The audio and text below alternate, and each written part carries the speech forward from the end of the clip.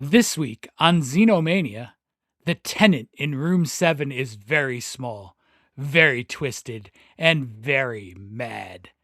Join us as we travel to 1982 New York City for the story of a young man, Duane, and his formerly conjoined twin brother Belial as they seek revenge on the doctors who separated them. Along the way, we discuss wigs, padded credits, and the joys of grimy, gritty New York City movies. Also, does one of my co hosts slash one of their favorite movies ever? Find out now. This is Basket Case. This is Xenomania. No. Be afraid. Be very afraid.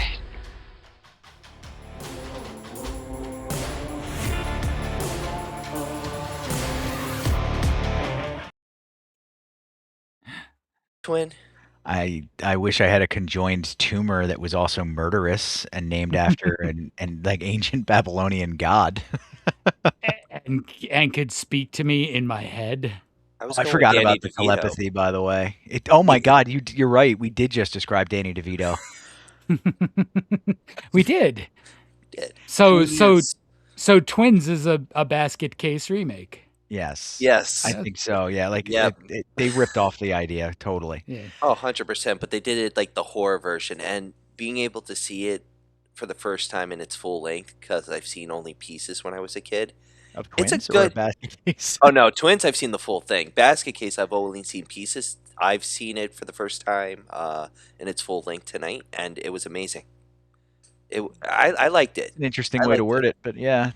Well, it's not like it's amazing in the sense of a B movie. Don't worry, I'm not giving it a 5 out of 5 for a B movie. I'd say girthy. Yeah, I mean, Belial is girthy. It curves to the left, but anyway. Well, hold on. I have a Belial question before we get into anything any more serious. He's thick. Belial lived in a basket, right? Yes. Yes. Belial eats. We know he eats. Oh no. Where does Belial poop? In the basket. I don't know. Does he just poop in the basket he lives in? Poop in its basket.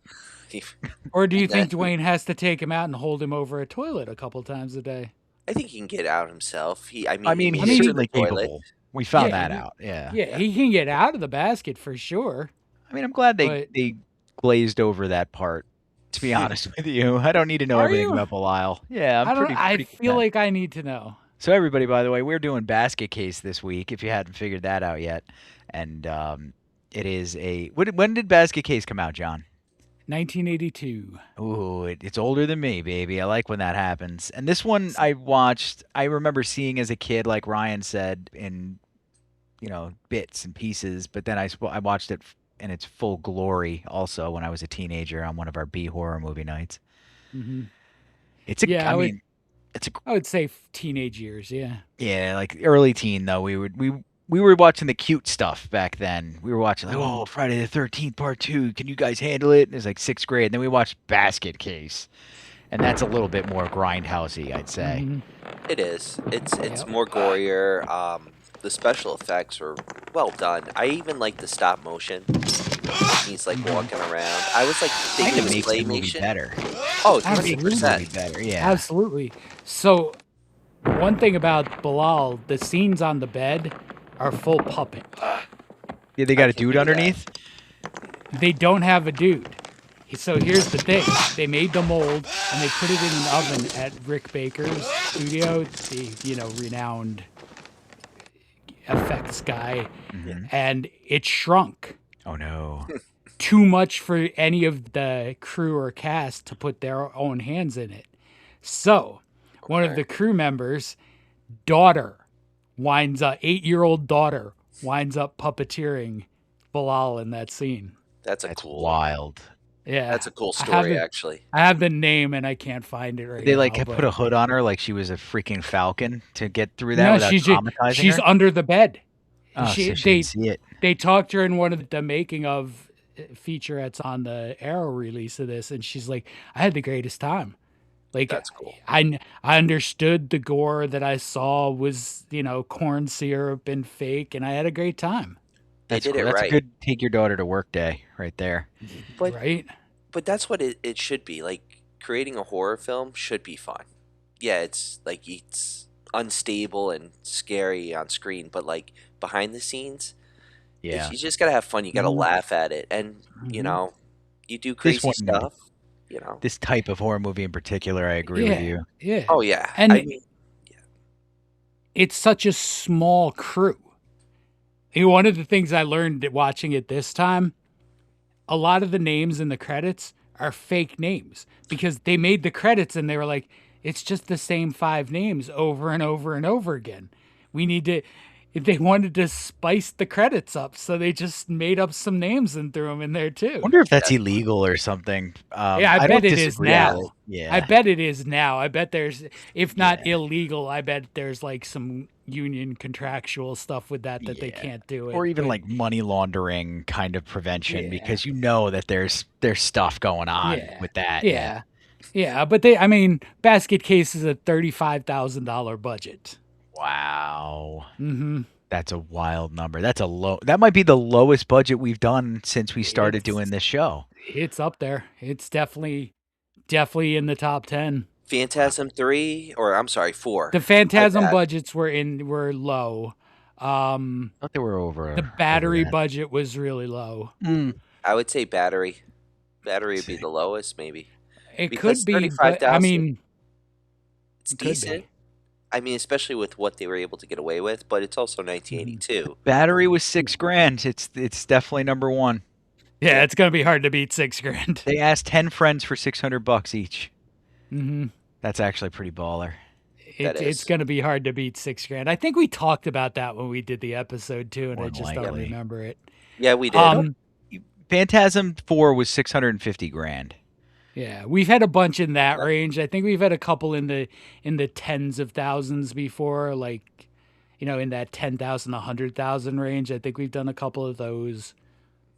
This is Yes. probably in the top 3 basket case because that's I would low. Has to 35. be. 35K is get low. Family mid-size car for $35,000 anymore. Was Mm. Night of the Living Dead less than Basket Case? It might have been. 'Cause Yeah, the- I'm do Night blank. of the Living I Dead? just No, not we haven't yet. done that yet. Okay. I was No, like, we're am I gonna losing my mind? do the second best, and that's Dawn. 114,000. Yeah. Oh, Wow, what a 114,000. friggin' flip with 30 million internationally. Mhm. 114,000 for Night of the Living Dead. That I mean, I In overestimated. 1968 too, that's a bigger number now. Yeah, Like That- even if you do that to 1982 numbers. that $30 million is probably also nowhere near an official number with how much that, because Romero didn't see a lot of that money for a really long time because they didn't have the rights. Yeah, it's so Oh, that's bizarre. true. Like, Because he screwed that up. they trademarked the previous titles, and somehow when they sent the prints out, Night of the Living Dead did not have that little TM stamp next to the title. So it was just, that's why there's 10,000 copies of it going around. I think it's really not until Criterion got their hands on it that Romero really got full control back. And I'm not even sure he was around to enjoy it. no, Yeah. they came out with it after his death. They did have a Yeah, nice I- Blu-ray release when he was Mhm. alive. It was like Mhm. simple, but it was the film, which was cool. I'd like in his lifetime they had started to get some of the rights and some of the money from it, but so many people made so much money, and really you can make the argument at the end of the day that actually helped Night of the Living Dead because Yeah. people could just pop it on wherever they wanted without paying for it. So you could run it on TV for free. You could show it in a movie theater for free. I think that it probably helps Night of the Living Dead become what it is now. It was Yeah. free advertising too for George Romero because you see Night of the Living Dead, it's like, what else has he done? And then you go to Dawn, you go to Day, you go through his whole Mhm. Mhm. library, Creep Show, Martin. Mhm. There's But- so much. But at the time, he needed the money. True, He You did know, that he was- cold hard cash. yeah. literally. Yeah. That dead But- cash. But back to Creep Show. Creep Show. Basket Creep- case. Basket case. That's a rare snafu from you, John. You're like you're our rock, man. He just said creep show, and I'm thinking about creep show because it's gonna come up again. And like, Ooh. Oh, is it now? And Interesting. Log wait, that, Ryan. top 5 or I mean, I you'll Slash just or have know. to stash? Listen find to the out. rest of the episode to find out. We'll just have to Everybody. find out. So neither of you are really old enough to remember this era of Times Square and 42nd Street at all. Like No. Ryan, you No. don't. You probably never experienced it in any way, shape, or form. And I mean, Kearns, you would have been. I was like 13 when I first hit Times Square without a parent. Yeah. We got So, the like- clean version. Yeah. You Yeah, guys it was got cleaned you up guys by got you guys got the mainstream America. Well, This is now McDonald's. it's now a shopping mall. Like I was Yeah. looking at a map of Times Square now, just looking at the strips for something that we'll talk about in a couple of minutes. It's like Target, it's Lids, Toys it's R Us and stuff. it's like it's every mall in America.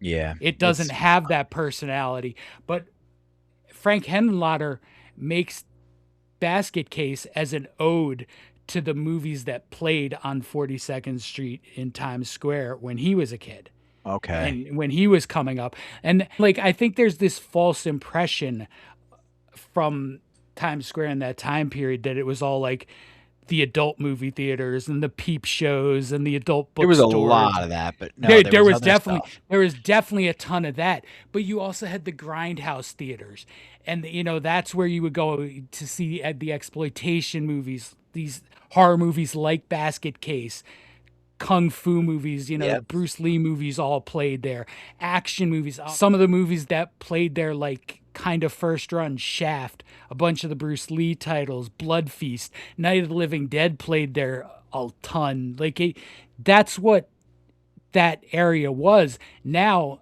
as I mentioned, I was Googling like a map of Times Square, two movie theaters left in Times Square, and they are $67 a ticket. well, I mean, they may as well be in. I mean, it's not popcorn. the same anymore anyway because one's an AMC and one's a Regal. Yeah. So there, now you go to Times Square, you don't even get that experience. And listen, I understand it wasn't always safe. It wasn't always the best place to go and hang out when you were a kid because I was definitely there way too young. We were sneaking into the city at like 14, 15 years old. It wouldn't always be Times Square. We'd go to the Village to hit record stores. We'd wander. But it was an experience. Now you can drive up the street to your local mall and it's basically the same thing. Yeah, they took that away. Yeah. It's not a magical island of culture anymore. Unfortunately, you got to hit Harlem for that. That still exists to some extent in Yeah. Harlem, but even that's Yeah. going away. Yeah. I mean, you still got like secret gems throughout the city that like even though it's like a mall experience, quote unquote, like if you make like the right turn, I'll do a quick plug. Forbidden Planet in the city. It's a comic book shop. They do horror t-shirts, horror memorabilia, statues of comic books and stuff, manga, graphic novels, regular Yeah. books, movies. Like they have it all and it's just like a small little shop that's just like hidden. And it's just glorious. But that's where Yeah. you get the life. Yeah, for sure. I mean, the city's too big to not have some of those places anymore, but so much of it used to be in these few blocks of Times Square that you didn't have to go other places.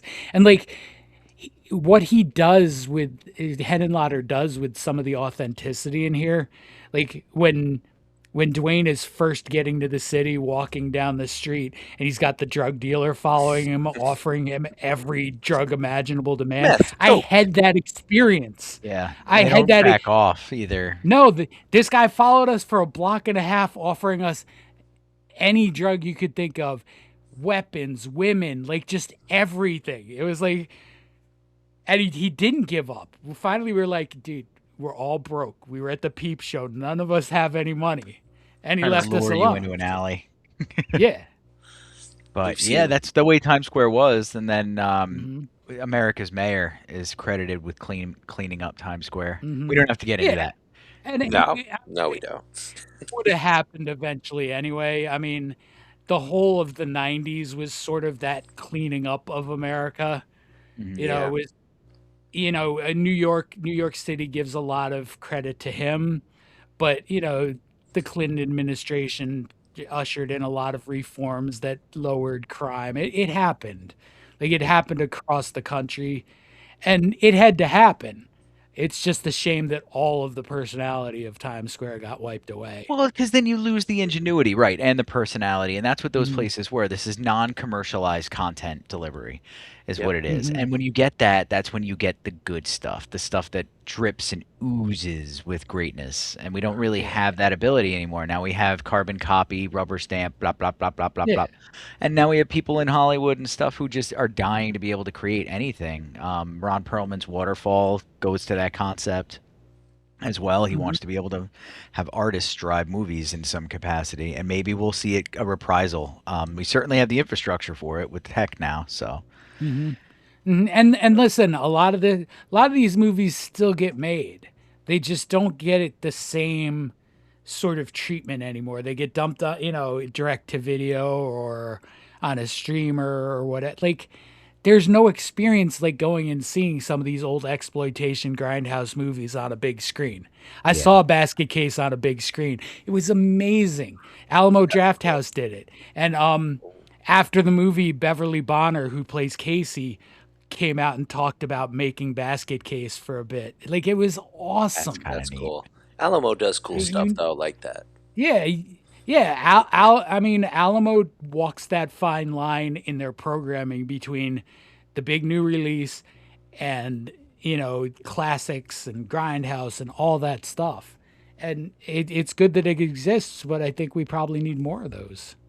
Yeah, Yeah. I agree. The problem is we're getting less, Yeah, yeah, and the we ones are. that do exist were just bought out and gutted. Hmm. We're Essentially, they right now we're took in a away the weird industry. spot.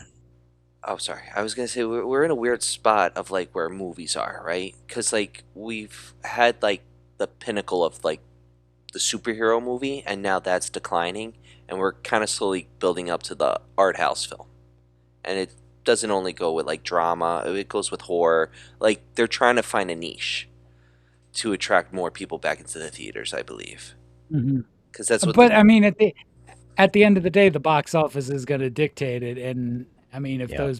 if the art house isn't making money, you'll get the return to Marvel and DC or something equivalent that will draw large numbers of people back to theaters. I mean, the theater experience was, I know a lot of people point to COVID as being a really bad thing for the move theater business, but it was declining before that. Ticket prices got so expensive, concessions got so expensive. Like it can't cost a family of four close to $100 to go see a movie. Like that's crazy. it's It's over real 100 though. actually. It was like we went to go see Mario Galaxy. It was like 128 bucks all told. Large And that's popcorn. one thing of candy for each of the kids. The whole family shared one Yeah, popcorn. We got two yeah, beverages and the yeah. tickets. That's all it was.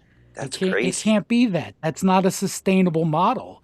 Like it doesn't matter what you put into those theaters, you're going to struggle to sell tickets. You're going to struggle to fill a theater if that's what you're charging.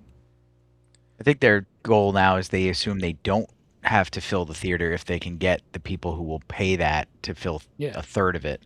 But Yeah. even that's gonna blow up in their faces. It's just too much, and then Bum, bum, bum. like it's And easier just that's to the way sit the at home. theaters are thinking. Yep. Yeah, not the because that hurts Hollywood in the long run. Do I have a animal behind me? I do. I have a cat behind me. Can you get out of here? Or come sit on my lap? One of the two. Get out of here. But people feel more Anyway, comfortable though, like sitting at home and watching a movie. I mean, just get a 100-inch, screen or an 85-inch screen, put it up on your wall, and you get the movie experience with a sound bar or surround sound. Absolutely. I mean, I mean, I love that setup. Yeah. Yeah, yeah, I've always preferred watching movies at home because, social anxiety, um just general comfort, the ability to push pause if I have to go to the bathroom, that kind of stuff. Like I've always preferred the home experience, but there are some movies you have to go see in a theater. I feel like it's Agreed. because you got a whole crowd with you of people who are experiencing it with you. Yeah. It's like watching The Hangover Part 2 for the first time.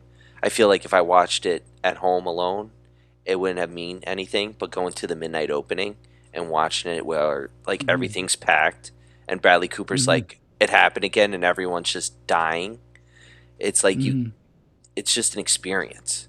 It's harder. Well, I think comedies in particular benefit from that kind of thing because it's, I don't know, maybe it's just my own issues, but I always feel a little weird sitting on the couch alone laughing at something. Like it always feels like maybe I'm slightly going insane right now. It's more fun that way.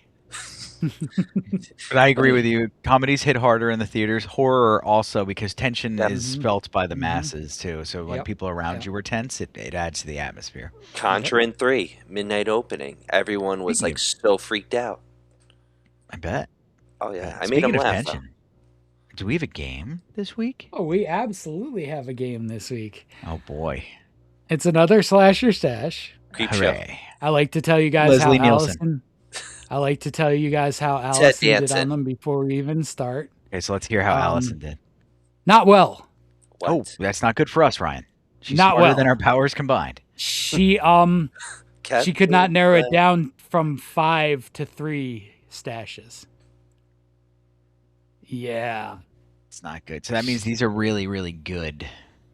So I'm also going to tell you the rules from previous weeks are in effect. If you Okay. correctly guess the theme, you will get. I'm going to adjust that a little bit. If you correctly guess the theme, you can choose either to have an extra stash or a replacement. Oh, that's a cool Ooh. idea. I like I like replacements. that. That said, if you guess the theme wrong, you will lose one. For each round, right? That you guess it wrong, you lose Each one? time you guess it wrong. Mm. And which means you're only going to get to guess 3 rounds. Yeah. So After the third that'll be round. fun. I'm not going to tell you. I want you guys to still try to figure it out if you haven't by then. And I think you should. I think if you put your brains to this, you can figure it out. Okay? Okay. Okay. I don't think it's that hard. So let's just- bring it up. It's not that hard. I think but it's doable. I think it's doable for you guys. Movie number 1. Halloween 3. Season of the Witch. Well, we already know I'm going to slash this one. But I did enjoy kind of the way we discussed it and gave it a little bit more artistic, viability with me than it had been previously. Mhm. But I just remember it being a big fat disappointment when I first watched it, and that feeling will never go. That's fair. It grew on me over years. Like it took a long time. Ryan? Well, I'm gonna slash it as well. It's the same reasons. No Michael Myers. You're growing up. You see 4, you see 5, you see them all, and then you get 3, and you're like, okay. And you don't get a shape. You get Halloween masks, a cool jingle, Mhm. and a lot of respect Mhm. as you grow older. Because that's what it is. It's like Mhm. you have to be a little bit older, I feel, to understand and enjoy the film, to ignore the fact Michael Myers isn't in it. But as the Mhm. kid inside me, screw this film. Slash it. All right. I mean, and all that said, I still firmly believe this movie would be viewed a lot higher if it didn't have Halloween in the title. If it was just Season of the Witch, I think people would have liked it a lot better. Yep. Yeah, Because it didn't have that lie. And I mean, if we just Yeah. boil it down, it's a lie. you Yeah. lied to us, Halloween. We don't like when people try to trick us. All right. Ready? Yes. Movie 2. Ooh.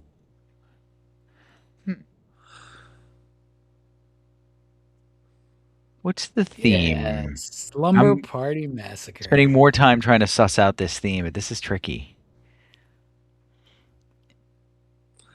I'm If it's ever like the trying to- director and stuff like that, I No. never ever get those. no, it's not the same director, but I'm Don't mess this up, Ryan. that's why I'm not saying anything because I have an idea, Yeah, but I don't want to lose it.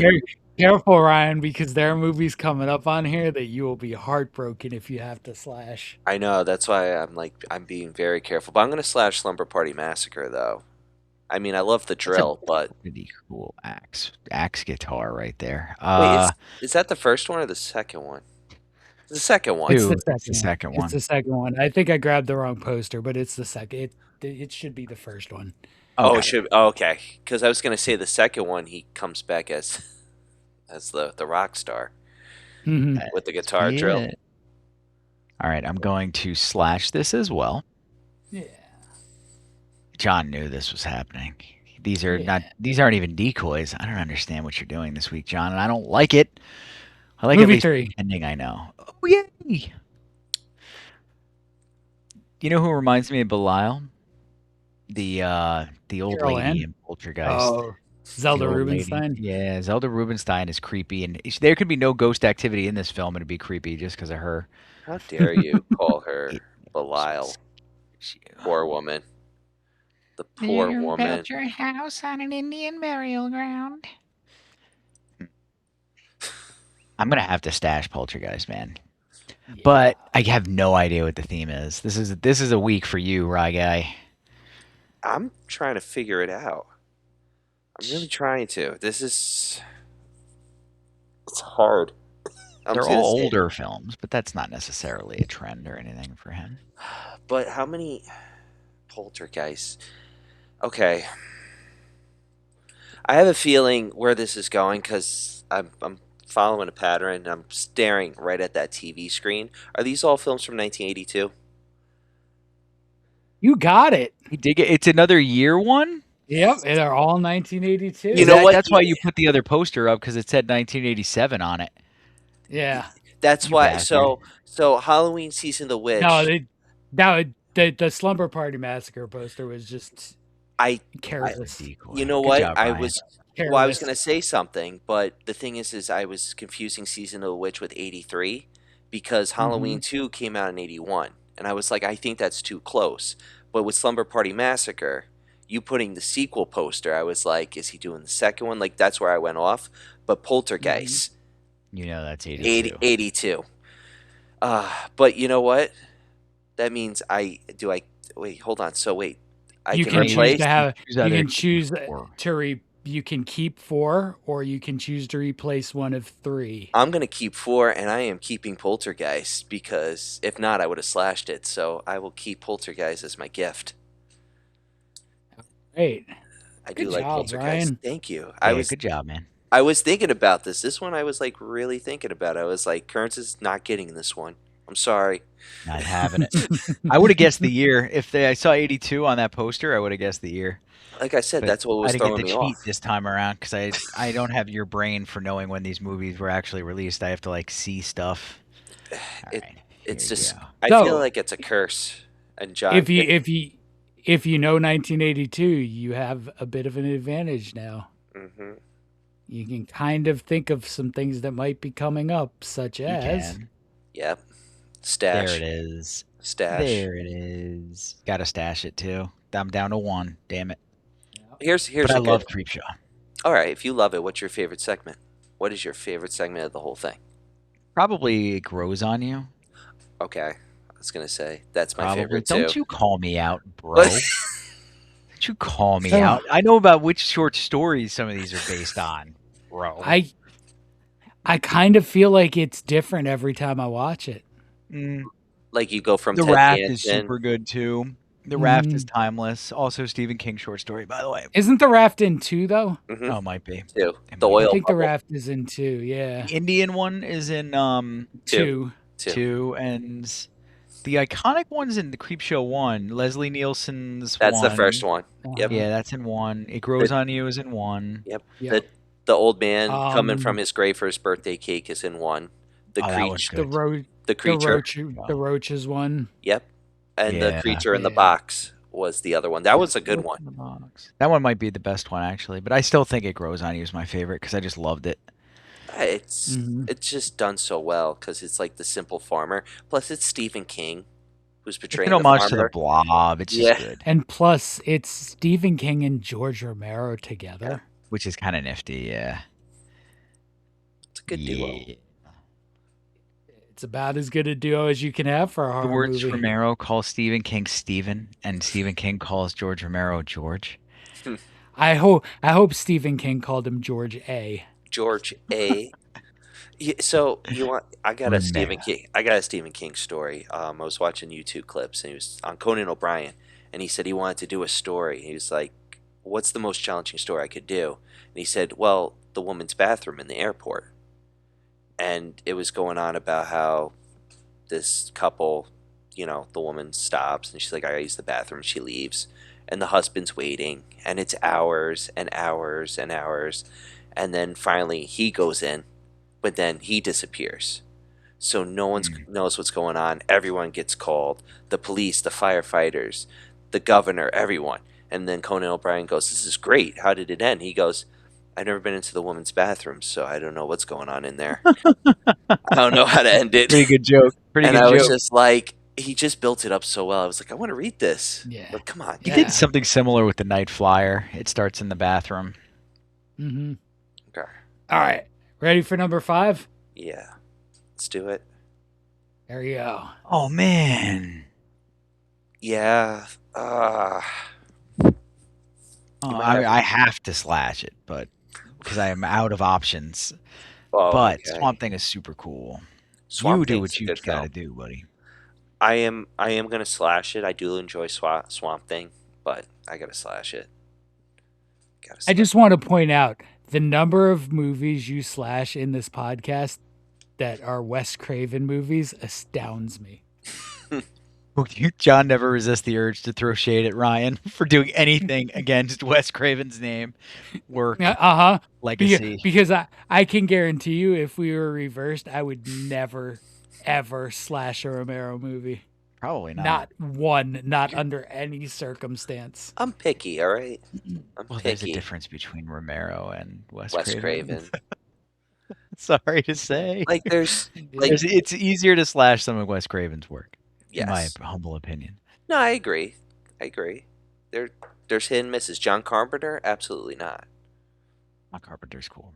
Well, Escape from The Ward. Escape from L.A. Escape from L.A. I could live without Dark Star. It's funny. It's like his early work, though. Alright. It's like watching It's Last alright. House on the Left. It's his early work, and then you No, get a Soul but Last House on- PC-13. Yeah, like there's some soft spots in Carpenter. I mean, I'm sure a lesser Romero fan could find plenty of soft spots. I mean, there's Lesser always Romero vanilla. fan. The way you There's- worded that, bro. I am the pinnacle, but those behind me may find cracks. Or what they perceive as cracks in the work of this genius. Oh, that was brilliant. Yes. You are quite the All right. wordsmith. Kudos. Number 6. I said number 6. There we go. What is? Oh, of course it's Cat about people. people. Isn't this really Oh. just sleepers with more makeup on? Yes. They're not something. What does it say? They are something more than lovers who are about to become something less than human. Being a cat would be pretty cool. This movie must have made like $1 in 1982. I don't think it was as popular as it was. I mean, cool concept, No, right? I think it's definitely gained some popularity in the years since. Correct me if I'm wrong, it's a remake. Because isn't there a Cat People movie from the 30s?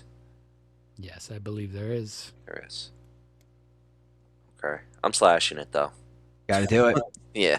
I I'm gotta do it taking too. a risk. Taking a risk. We got 2 more movies after this, or 3? 2. El Jefe. 2. Okay. 2. I feel Ryan, okay going to Ryan, the last one. Ryan gets to stash them both. Did I accidentally skip way ahead? Hold on. Yeah, he's I sitting did. pretty right now. I hope like one of them's like some awful movie. Don't you dare throw that One of them, hubba you have to on save me. some pile of garbage film. All right. Oh, Wait, it's where him did they again. go? Swamp Thing? There we go. Alright. Oh. Oh, you No, run out of hold on. options, buddy.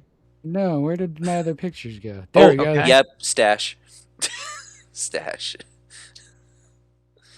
In 3D. I have a thing about movies that were produced in 3D, but this one is like one of the rare exceptions. Is this why you showed me the poster earlier, or was that just ironic? Yeah, that was just coincidence. Okay. He's cheating. He's showing you stuff ahead of time while you guys are out on your trysts. It's a conspiracy. Actually, John, the book you found. Oh yeah. I don't even remember what it was. It's Nope. in my wish list now. Neither, but we were like gleaming over its sequel to one of the films that we actually talked about. Hold on, I think it's in my Amazon list. So. Cool cover. Hold on. Talk about Friday the 13th. Well, Friday the 13th. There's a man, and the man is very strong, nigh unstoppable. This is the first time he gets the hockey mask, right? That he fights the biker gang. He shoots the harpoon. Yes, that's the significance of this Friday the 13th. This is the hockey mask. Yep. And the harpoon in 3D is pretty sick, by the way. Even the fireplace has the fireplace scene. I gotta stash this, but I really don't want to because I don't know what's next, and I was gonna get rid of it because I have a thing about 3D movies that they're easy to get rid of. But I have to do it because this one, Jaws 3D is. I love it because it's so bad, and it's got the Quaid. I do love the Quaid. So, yeah, I'm what I'm hearing is this is a stash. I have to stash it. It's the first. It's the mask. It's the symbol of the franchise. For crying out loud! Mask, and you're about to learn why this was so hard for Allison. No, what's the last one? He's going the wrong way. Oh no, he's going the right way. Never mind. No, hold on. Wait, opposite. Ooh, yes. All right, that's it for tonight, everybody. I'm logging off. Yes. Oh. I knew I was going to get one of you guys to have to cut this. Oh. Slash this. Yeah, I see that this one wasn't random order either, you bastard. You started in the middle on purpose. No, there's a lot of shenanigans with this one, buddy. No, this one was definitely intended to be random order. I want to recap. Somehow messed it up. I want to recap. You started at movie 3 for some reason. I'm running on about 4 hours of sleep here. I'm a little messed up. So yeah, that's understandable. Well, The Thing is a great movie. Sorry that you had to slash it from your existence, but I still keep it in mind. Yeah, yeah. I mean, at least it stays in the world. This is like one of the tops of ever, and I just got rid of it forever. Oh god. No, it's gonna come back later in this year when we cover it. We're gonna resurrect it. We'll resurrect it. Yeah. But that's kind of why this was so hard for Allison. She stashed some stuff. I was surprised. Like she kept the Thing, and that's not usually been her MO with that movie. She doesn't like The Thing? Dogs. Oh, but that's not a real dog. Allison, that's not a dog. The other huskies were real. The other huskies were real. Oh yeah, those other huskies were real. You're right. Fodder, they were not. That doesn't usually matter. But yeah, I forget what she stashed another one that I was surprised by. Might have been Halloween 3. Yeah, that's. She had a hard time getting down to 3. Yeah. As did Kearns. As would Ryan have if he didn't get that. I'm starting to feel a little bit like thank God. A forcibly removed, tumorous-looking brother that lived in a basket right about now. I'm starting to feel like I might have to take out some peeps. So that. I think we should start with the doctors who removed Belial from Duane. Yep. Dr. Lifflander. And the fact that Lifflander, Needleman, and a movie. Cutter. Yep. A little on the nose. What kind of doctors are they, gentlemen? Surgeon kinds. Wow. Dr. Cutter's a veterinarian. Asian? They're all veterinarians. They're all vets? I thought. Yeah, all 3 of them are vets. They don't make that clear with Was it Needleman? Needleman may have just been like a regular doctor, but they do at one point refer to them as veterinarians. Well, if you're looking for a cheap removal, Lifflander called other, and apparently, I mean, it's revealed at one point that these weren't the first doctors they consulted with. That the father really just wanted to save Duane. Yeah. Belial, he didn't care about. Belial, I mean, listen, I mean, let's be fair. He's it's the early '80s. Belial is he's done. He's gonna have a Sorry. rough go of it, and we Yeah. need Duane over here to carry on the family name. Yeah, and listen, it would be a reasonable expectation looking at Belial to believe he would not survive removal. Oh, he It would have survived. been beneficial to the entire world if he hadn't.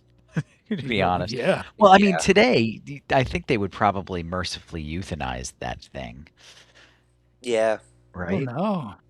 You don't think so? You think they would? I Oh, we don't- actually, that is a fair point. We're We not don't we in don't the like era that we thought we'd concept. be. Yeah. Yeah. Yeah, Yeah, we don't like that concept. about Worry. 30% of us don't like that concept. Let's be fair. True. They're speaking pretty loud right about now. So, okay. So we have the removal of Belial, Mhm. and then Hmm. when does Duane realize he has a brother? Oh, he's always known him. Yeah, he's was always the known. Yeah. How is that Yeah, possible? yeah. He was raised alongside him. Well. Yeah. Well. Oh, Was he?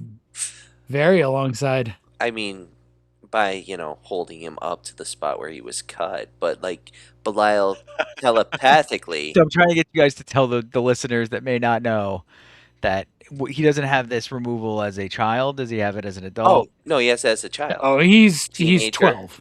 Yeah, I think 12. he's 12 Pretty when long time though. Yeah, that's a really long time to have Yeah. a conjoined twin that is that condition. Probably homeschooled.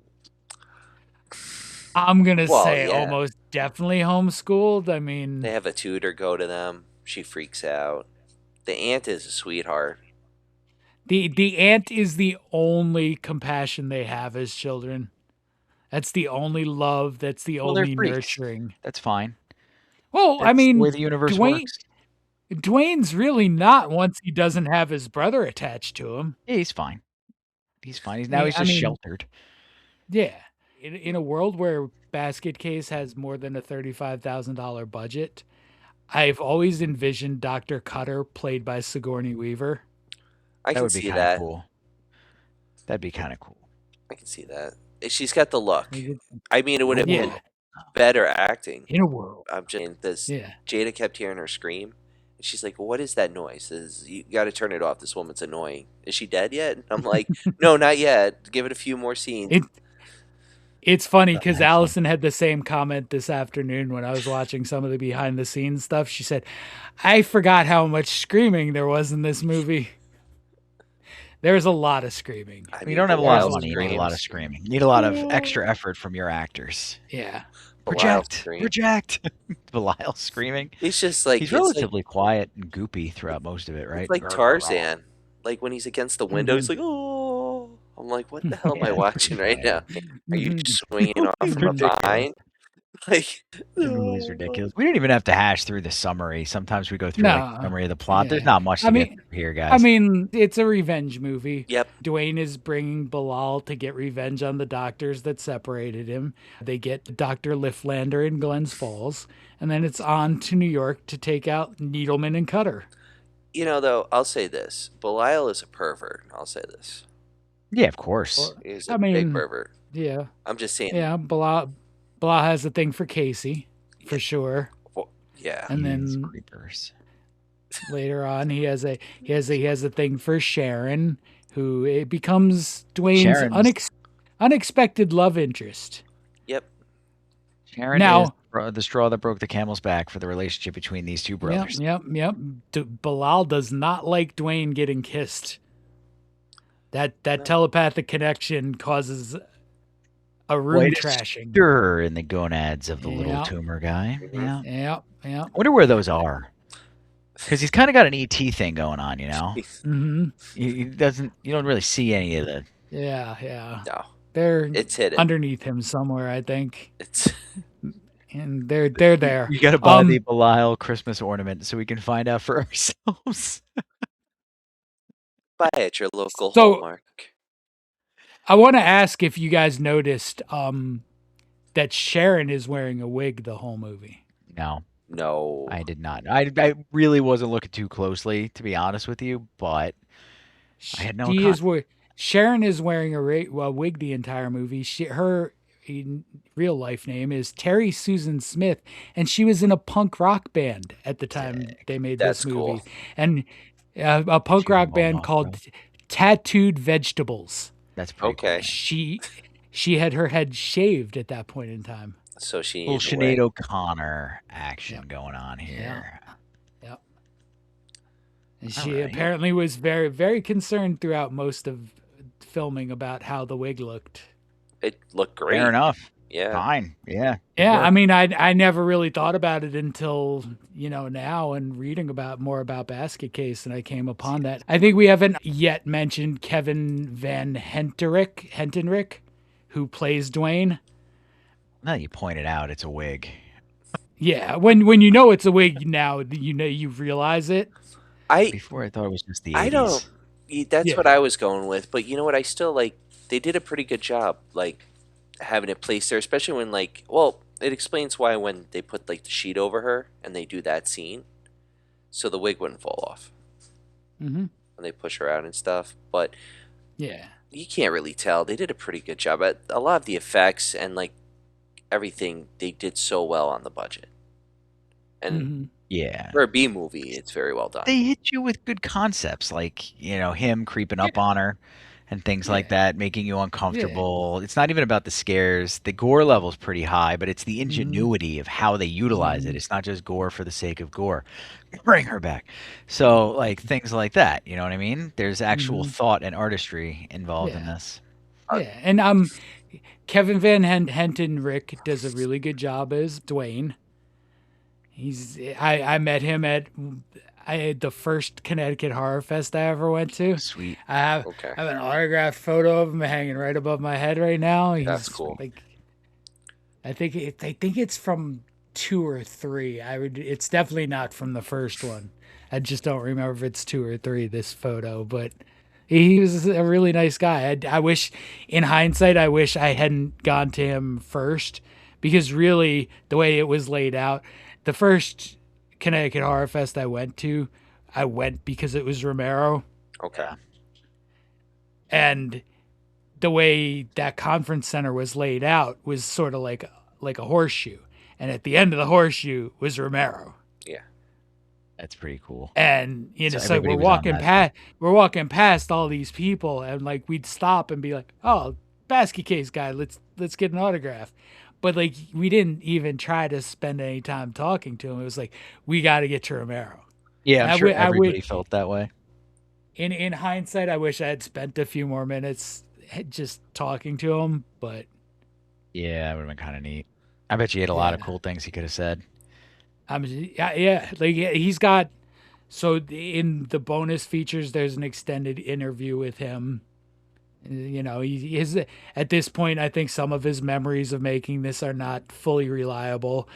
They did talk about the scene where towards the end where Belial grabs him by the groin and lifts him, Yeah. Yeah. and Frank Henenlotter asks, do you remember how we did that? And he's like, because you don't see wires, right?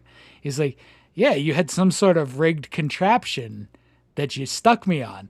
And they did. They had like a harness and a pole, and they stuck him to a pole.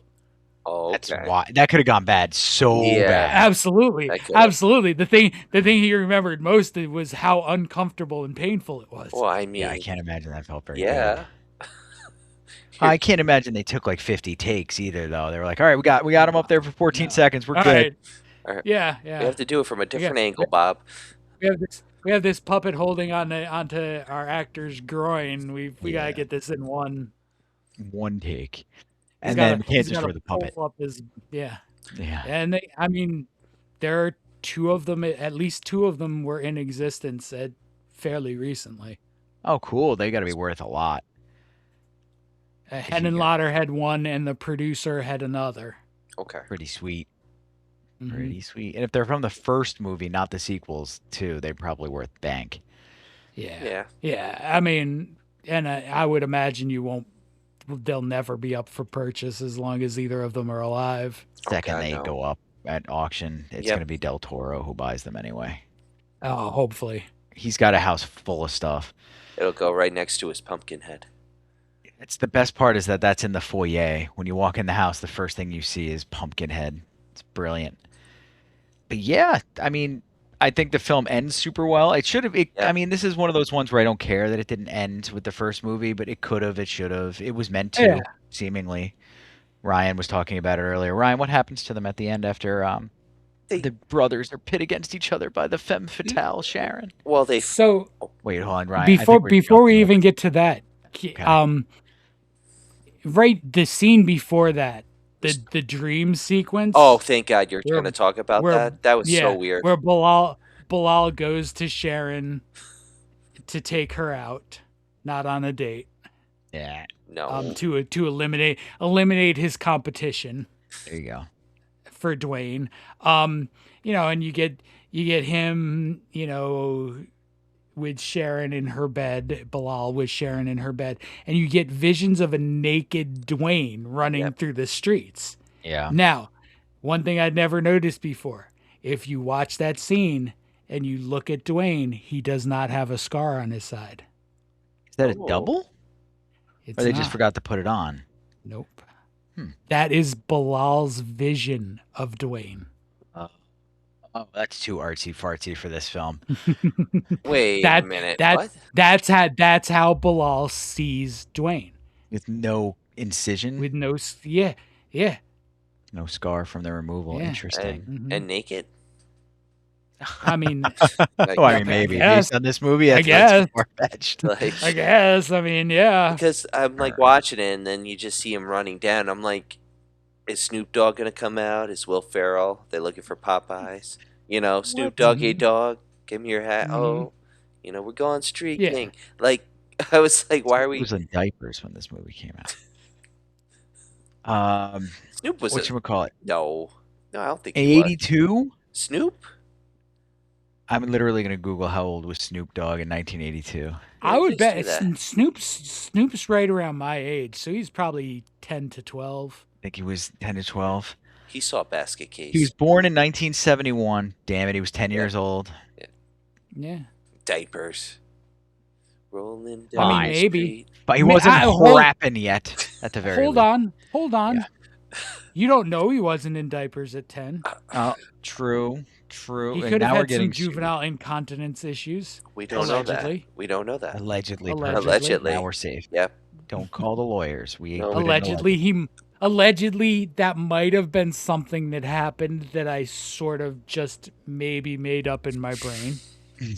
Allegedly.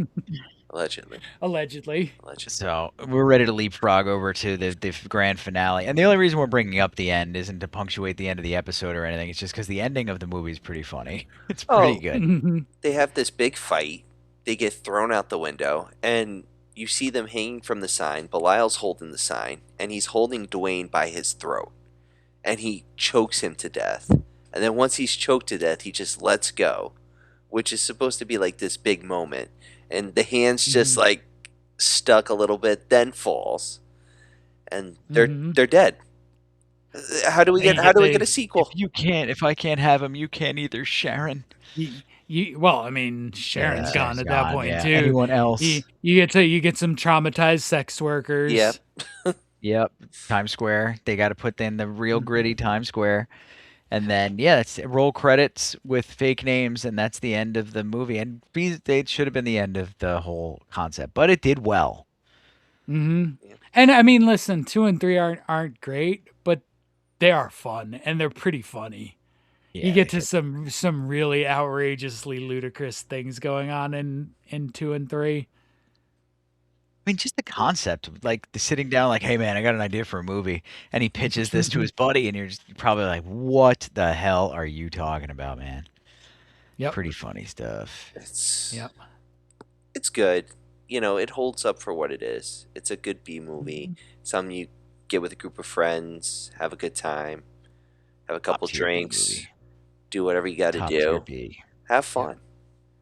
Yeah. Mhm. So Yeah. you guys want to get into some reviews and then our thoughts? I'm curious Yeah, to hear buddy. these reviews because there's a 5-star. Of course, There's I gotta mean, be tons of them. This is a well-beloved movie. do you guys want to take a guess at any of the Rotten Tomatoes scores here? What do you think the 79, critic score is? like 14. You're saying The critic 79 score? tomato, but it's critic score. I'm saying sub. I'll do this way: sub 30% critic score. Okay. Ryan? I'd say they probably gave it a 47. You guys are both way low. Oh, really? Basket Case is a 78% critic score. Oh, wow. Unbelievable to me. How is Like, that even possible? on Is this our- like I think after I Pulp think even Status? I mean I think some of Believe it is, so. but I think even at the time even Ebert kind of liked Basket Case. How would Ebert? This stands against everything Ebert used to say about movies. I'm looking that up. Roger Ebert. Because I think Ebert had like a level of respect for some of the Grindhouse ones.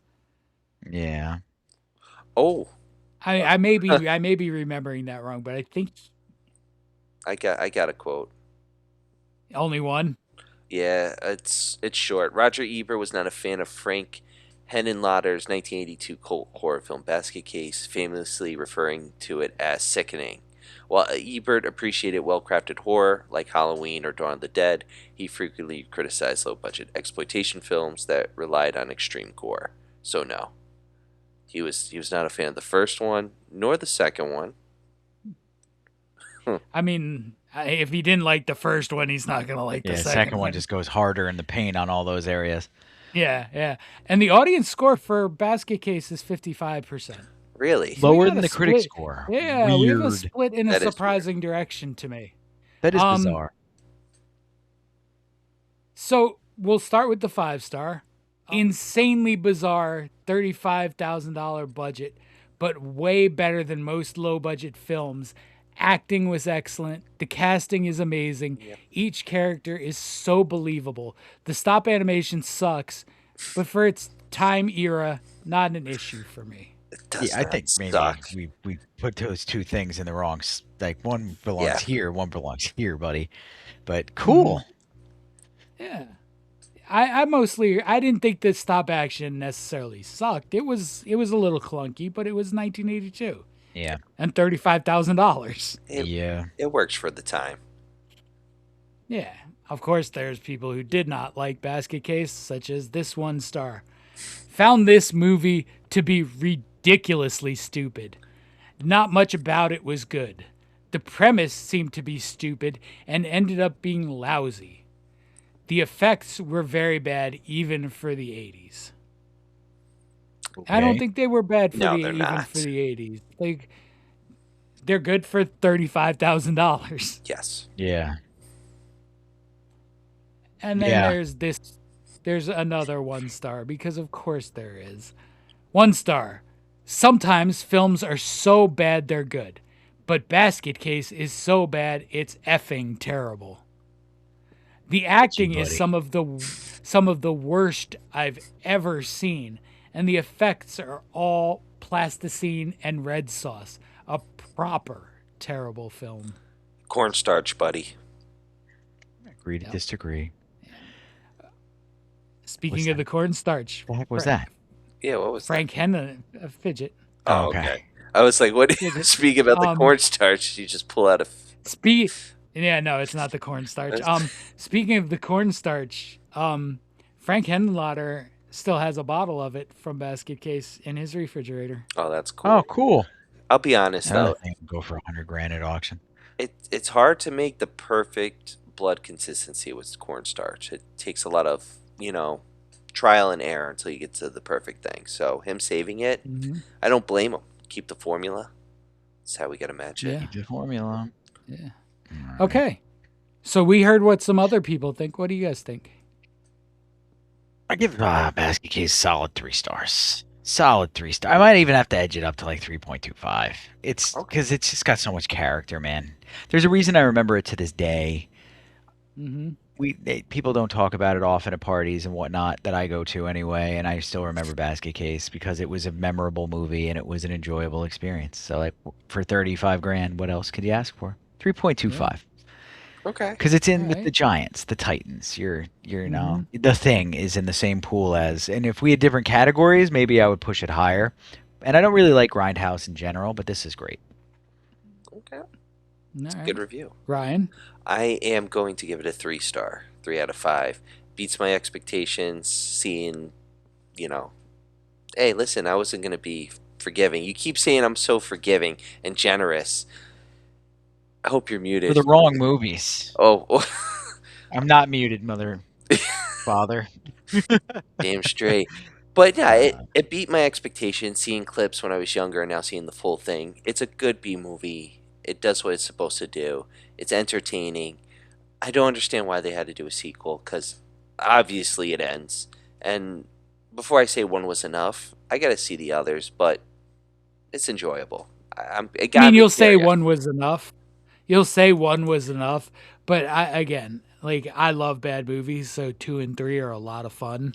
yeah, they're pretty Especially bad. like they're fun party movies. You know, you put them on, you don't have to pay a ton of attention, and you can just laugh at how ridiculous it gets. It's true. Yeah, So I'm way above you guys on Basket I Case. knew you were going to be. Ooh, And it's gonna make more sense when I do my top 5 as to why, but Basket Case checks so many of my boxes.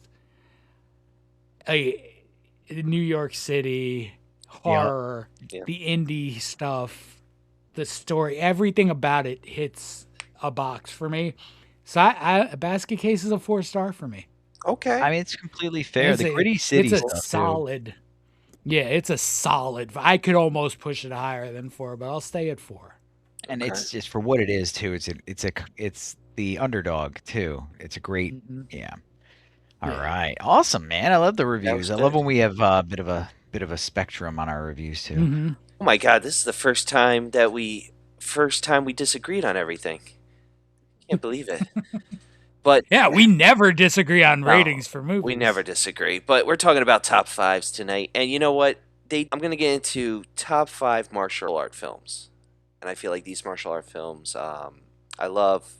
They're highly recommended. And they have the spirit of the old kung fu movies. And we're gonna start off with number five from 2005. It's written by Luc Besson, directed by Louis Leterrier, starring Jet Li, Bob Hoskins, Morgan Freeman. It's Unleashed. It's no one talks about it. Have you guys seen Unleashed? Mhm. It Not recently, but I've uh, seen it. Yeah. it's so good. The film follows Jet Li, played the character Danny, who's trained from childhood to be a brutal enforcer for a crime boss played by Bob Hoskins, who learns about the possibilities of a normal life. And it's a beautiful story in which this character is enjoying life. He's seen the freedom, and then he's brought back in, and he's got to unleash, no pun intended, his kung fu style to defeat everyone. And no one talks about it a lot. I really don't see it anywhere a lot.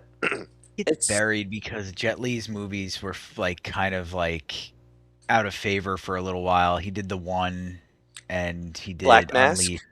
Yeah, and Black Mask was good too. They were kind of being sort of like okay, sort of thing.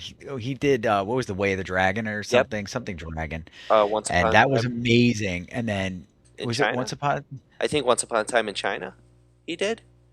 Is that the same one where he's got the long No, this is a no? different one. This is the one where Okay. he's in France and Okay. he's like China's number one agent, and the guy accidentally targets him, and then it turns into him versus France, and everybody loved that. It's got Bridget Fonda in it. And then Unleashed came around, and everybody was kind of like fatigued with Jet Li, I think, by the time that hit. And I Mhm. I agree with you though. I think it's a fantastic I movie. The dog collar Yep. aspect and everything is so cool. And you get Bob Hodgkins. Hoskins. Yeah. He's just so British, man. And it's just like that Cockney. I'm sorry, not Cockney. That Cockney like accent. It's so brutal, and he just unleashes it. And I think this is like one of his last films before They his unleashed three more times. We're gonna get a sponsorship, so keep going. Unleashed, Unleashed, Unleashed, and I'm They're gonna doing unleash. content. I'm gonna unleash number four, and number four Nice. is Jackie Chan. Originally called Armor of the God 2. It's a sequel. Here in America, it's called Operation Condor. It's Oh, very okay. similar to Indiana Jones. Chan plays the character name, of course, Jackie, aka Condor, who's battling against a former Nazi to retrieve gold. It's a fun Jackie Chan film. It's one of his foreign films from China where he's an absolute big star. It's fun. The stunts are, of course, insane. And I learned it has another sequel. They did actually a third film in 2012. So they finished off the trilogy. So, which is pretty Sweet. cool. But again, it's so good. The original one came out in 1986, Armor of the God, which leads to my number three. 2012's The Man with the Iron Fist. I'm just gonna Nice. say it. RZA just directed it. He wrote it with Eli Roth. Eli Roth can survive this week. Basically, we'll take him out of my deletion unit for this movie, and it stars Russell Crowe, Dave Bautista, Kung Lee, Lucy Liu. It's just like 19th century China. You know, you follow lone warriors who are forced to unite to defeat a common foe and save this village, the jungle village. So it's like it's borrowing from so many kung fu movies, and it's really a nice homage. And you get a lot of the fantasy trope with the Iron Fist, Batista turning into the Gold Man. There's so much. What? Always laugh when a wrestler pops up in a movie. I Mhm. Batista though, I feel like yes, he's a wrestler, but he's proven himself to be a good actor, like a serious Yeah. actor, because he's worked so hard, and he's actually admitted in his Mhm. interviews, like, I don't want to be the next John Cena. I don't want to be The Rock in that like action movie role. He goes, it's fun, but I want to be like a Brando, and I'm like, that means a lot. I feel, and I you know what? marvel. At least he I, tries. I mean, it's a something to shoot for. I mean, he's a long way from that, but he's turned himself into a pretty good actor. He's also lost a ton of his muscle recently Yep. and stuff Mhm. too. He's decided to turn that part of his life down a bit, and I think that Yeah, that might actually be a good idea if he's trying to get these more yeah, serious roles. yeah. Yeah. No more running around in wrestling rinks in his underwear for him. Yeah. They're tight, and I have seen Batista live at a house It's his show. underwear. It's Mhm. tights. Dude's huge. Underwear. Tights, and They're that's all why we're going. huge. Oh, Like Shawn Underwear. Michaels, I just watched the video where Shawn Michaels saves the kid with Down syndrome from getting gang beat by security. yep. And you think Shawn Michaels, he's the flyer, and you think he's going to be small, and you see him next to normal people, and you're like, oh, he's huge. I And then think Stone Mhm. Cold makes him look like he's a baby, and then the next five guys make Stone Cold look like he's a baby. So they're just all big, I think he's like 6'1", Shawn Michaels, which is my which is height. wild. Which Yeah. is it's like they don't like yeah I think he's 6'1", 6'2". Yeah. like it's and that's considered short in the wrestling world for back in that day because Yeah. be like Hulk Hogan Well, who's like Like 6'5". I X-Pac, mean, smallest and for Sabu. for Oh for back in yeah, that day, they were also lying about everybody's height except Andre. but yeah, Fair. yeah. Like Hogan, I think at one point was billed at like 6'8" or 6'9". Yes, Wow. and that's not true. He's not. He's No. not. The Undertaker's that tall. Undertaker's about 6'9", 6'8". Yeah, but he was billed at like 7 when he first started. I You gotta. yeah. It's like the freak show at the carnival. You gotta Yeah. make them Yeah. look more than they've got to be titans. Yep. Yeah. Vince McMahon, for better or worse, whatever you think of him these days, I drive by his place all the time over in Stanford, WWE headquarters and whatnot, and he knew how to put on a show. He knew how Yep. to get the people Absolutely. going. Absolutely. Well, WWE was always entertainment. It wasn't like WCW was wrestling, ECW was wrestling. WWE has always been entertainment, and it changed in the late '90s. It became They bought like everything. wrestling oriented. Yeah, and he did some brand split, but we were not talking about wrestling. We gotta get into number two. Number two. And you know what? It's like wrestling because we're getting into a rumble. We're Is getting it into royal? Is it in the Bronx? It is in the Bronx, but it is kind of royal because it's one of my favorite Jackie Chan films. It is Rumble in the Bronx, 1995. Chan is, of course, a Hong Kong police officer who arrives in the Bronx area of New York City to meet his uncle and go against the local gang that's, making trouble. It's so fun. I remember staying up late at night for Mhm. USA. They used to show it at 11 o'clock, stay up, wake up the next morning, be like, yes, I just Mhm. saw this film. It's rated R. Yeah. Cool. It's just fun. And the ending is just, it's just his stunts. Like the worst stunt he's ever done was going, and it's not this film, but when he slides down the glass building and then he stops right at the end. I feel like that's the worst stunt, and this one has the second worst. Is when he's coming down in the hot air balloon with I think there's no like basket or anything, and he's just flying down. It's nuts. Yeah. Which Yeah. leads to my number one. It's a Bruce Lee film. It's the most famous one. It's Enter the Dragon. I mean, you got the John Saxon. I mean, Do I have to cut that out? I probably have to cut that out. Both of you stayed silent. I didn't know if you heard it or not. Oh, I heard it. Oh, I okay, heard we'll it. cut that out. Okay, keep going. I won't cut out us talking about cutting it out though, so people can wonder. But, all right. But it's good. It's like you get all these other Bruce Lee films over time, right? Fist of Fury, Big Boss, Chinese Connection, Way of the Dragon, and it's wait, Way of the no Way of the Dragon's after. No, Way of the Dragon's Chuck Norris, so it was definitely before Enter the Dragon. Yeah, but all those films led to what Enter the Dragon is. It was the deal with Warner Brothers, big film, put Bruce Lee more into the stardom, and then Game of Death happens, no pun intended. But it's a really great martial arts film, and it hits the spot. It's got every trope, and I feel like a lot of action films borrow from Enter the Dragon a lot. Sure. Yeah. You know. Yeah. But that's it. That's my top 5 for this week. John, what is? Thanks. Thank you. What's your top 5, man?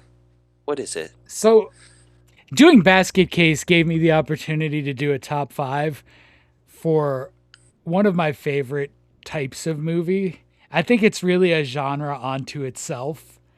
And it's movies, the gritty, like late 60s through early 90s, gritty, grimy New York City movies. Knew it. Good for you. Chud. These are like legitimately some of my favorite movies ever are these exploitative New York City is a crime-ridden, gross place, and I love them. I love that New York City, which is weird because it's not safe. It's not a great version of the city, but I love seeing it in films. So my number 5 is a movie called Miss 45. It's directed by Abel Ferrara and starring Zoe Lund as a woman who is assaulted twice in the same day. The trauma propels her into a brutal world of vengeance, and that's the only thing that keeps her going. There's scenes where she's dressed as a nun taking revenge on the people who assaulted her, and then on any criminals. Like it's got a lot of I Spit on Your Grave to it, but set in New York City. It sounds like a female version of Death Wish. Yeah, kind of. Except, not somebody else getting revenge for her. Yeah. Fair. But, yeah. Abel Ferrara is going to return again in my number 4. He stars and directs as Reno Miller in Driller Killer. So Reno is a struggling artist, not only financially, but also mentally. His life is falling apart around him. He's going to lose his apartment. He's going to lose everything. Everything is just going to crap for him. And he finally has his break with reality and becomes the titular Driller Killer. Does he dress in a construction outfit, please? I don't remember there being a construction. Hard hat included. If not, we gotta license that. That's our film. License that. All right. I mean, there's plenty of other ones with guys in hard hats, so I like, Yeah. My next one, it sort of surprised me when I watched it because I just sort of assumed that it wasn't filmed in New York City, but it was, and it's Lucio Fulci's New York Ripper. Okay. Do you think it was in Montreal again? No, I figured it was like an Italian city sort of standing in for New York City, but it came up in one of the Basket Case documentaries where Henenlotter was touring the sites of his own movies and happened to go past one of the buildings that was featured in New York Ripper. That's cool. So serial killers prowling the streets of New York City, picking off young women and taunting the police, calling them and speaking like a duck.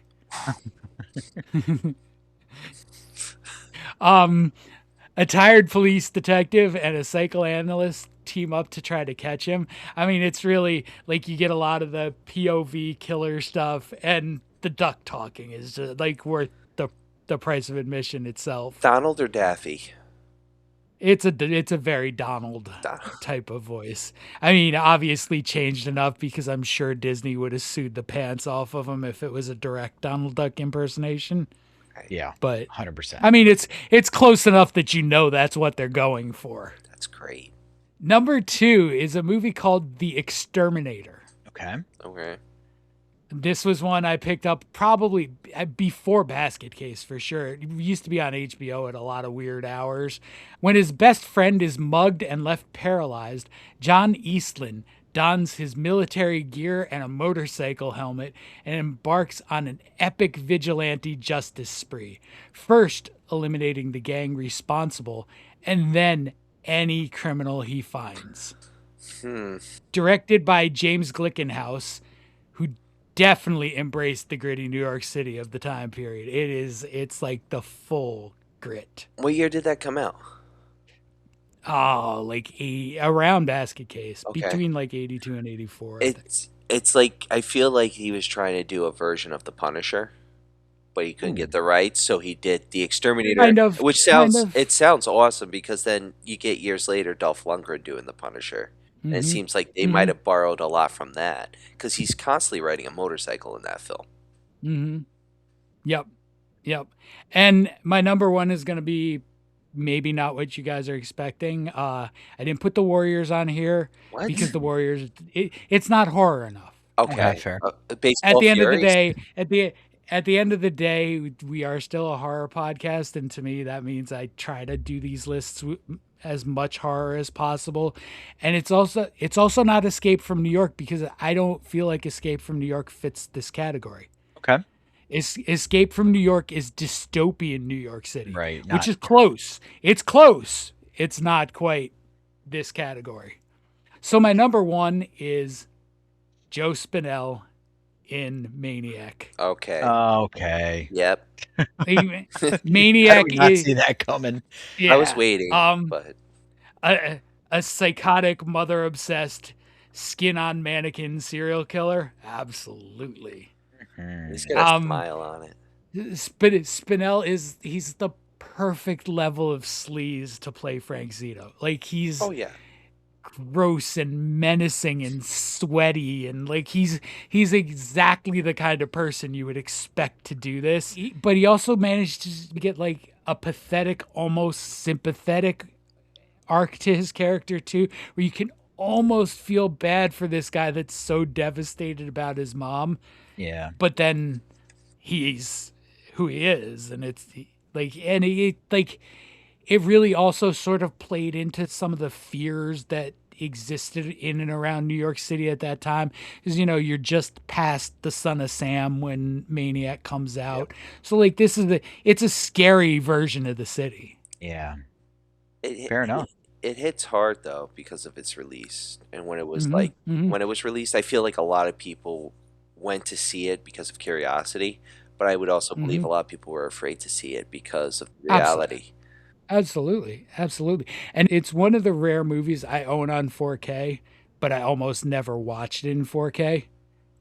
Gotcha. Like you never tried opened to. it?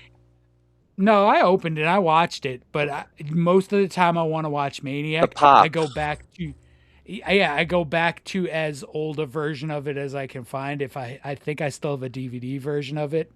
That's what I prefer to watch because it looks beautiful in 4K, but Maniac shouldn't look beautiful. You need the pops and the old film style and the graininess. that's cool. Maniac should look grimy. Yes. That's, ladies and gentlemen, that's what you call a real enthusiast right there.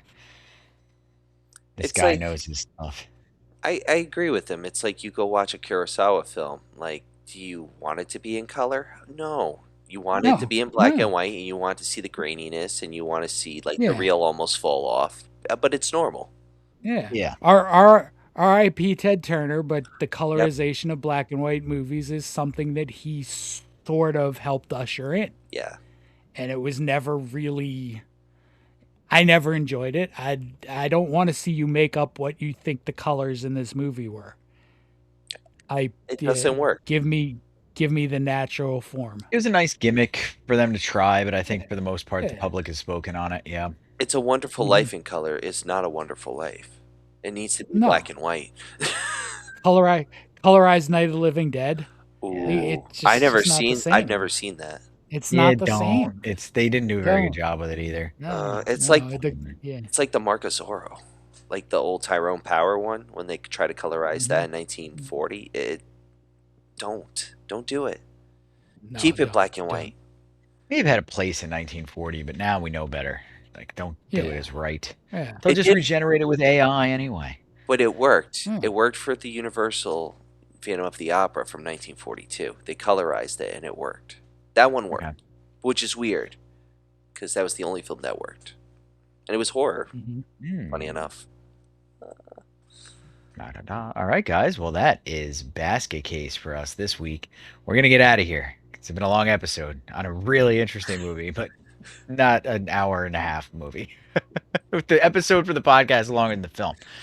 So, Almost. Almost. Almost. guys. But we had a good time. We got to some interesting things. Enjoy this episode, guys. Yes, Yes, please. And like and subscribe. Come on now. Yeah. Join us, Later. Xenomaniacs. Deuces. See ya. Be very afraid.